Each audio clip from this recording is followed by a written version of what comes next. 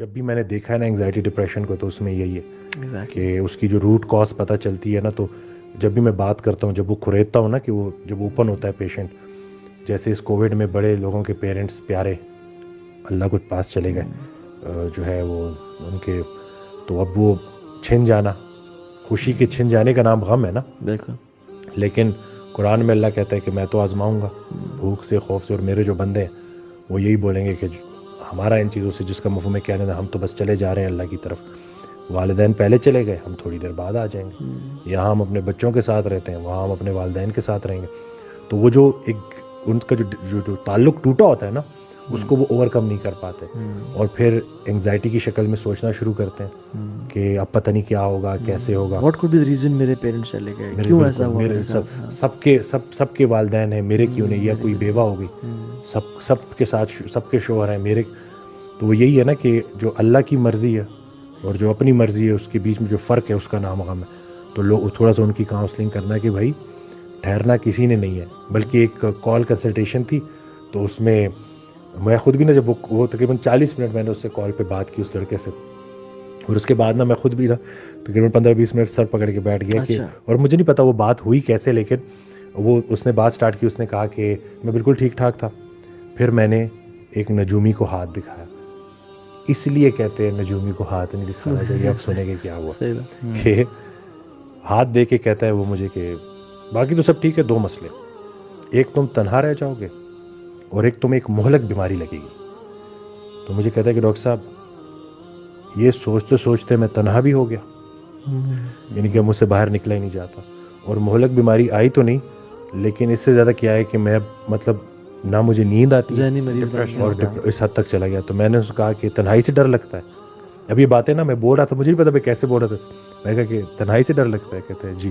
تو میں نے کہا کہ اللہ پہلے تنہا کرتا ہے اپنے قریب کرنے کے لیے، پھر لوگوں میں پلٹاتا ہے. تو تنہائی اتنی بری چیز نہیں، تنہائی کو دیکھو، کیونکہ تنہائی کے عالم میں ایک ایسی ذات جو نظر نہیں آ رہی، وہ تمہارے بڑے قریب ہے. تو ایک دم سے چپ ہو گیا. پھر میں نے کہا مہلک بیماری کیا ہوتی ہے؟ تو کہتا ہے وہ بیماری جس کا خاتمہ موت پہ ہو. تو میں نے کہا میرے بھائی سب سے بڑی مہلک بیماری زندگی، جس کا خاتمہ موت پہ. نہ تم بچ سکتے ہو نہ میں بچ سکتے ہو. میں نے کہا کیا تم سانسیں بڑھا سکتے ہو یا گھٹا سکتے ہو؟ کہا نہیں. میں نے کہا موت تو زندگی کی حفاظت کرتی ہے، اور حفاظت کرنے والے سے تم ڈر گئے ہو. موت سے بھی زیادہ خطرناک موت کا ڈر ہے.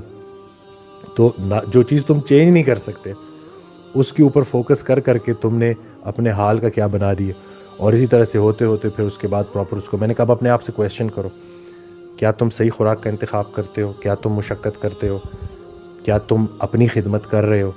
کیا تمہیں جو اللہ نے یہ صحت دی، جو تمہیں جسم دیا ہے، اس کے تم حفاظت کر رہے ہو؟ اور میں نے کہا اس کے بعد ان چیزوں کو فکس کرو. تم اپنی چال ٹھیک کر لو، ستاروں کی چال ٹھیک ہو جائے گی. تم اپنی حالات دیکھ لو کہ اتنی حالات کا ایشو نہیں ہے جتنا تمہارے خیالات متنشر ہے. تو جیسی وہ کال ختم ہوئی، اس نے جوائن کیا، اس نے پراپر سٹارٹ کیا. تو یہ جو ہے لوگوں تک یہ میسج جانا ضروری ہے کہ بھائی ضروری نہیں ہے کہ ہر چیز آپ کے مطابق ہوگی. خوشی بھی ادھر سے آتی ہے، غم بھی ادھر سے آتا ہے، اور دونوں کے اوپر ہم نے کیا کرنا ہے. یعنی کہ زندگی پہ موت کا پہرا، امیری پہ غریبی کا پہرا.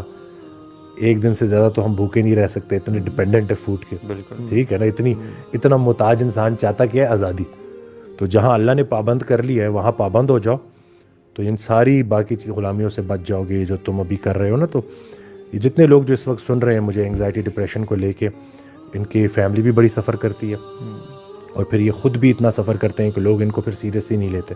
تو اس میں بس آپ نے اچھی بکس پڑھنی ہے، قرآن ترجمے سے پڑھیں.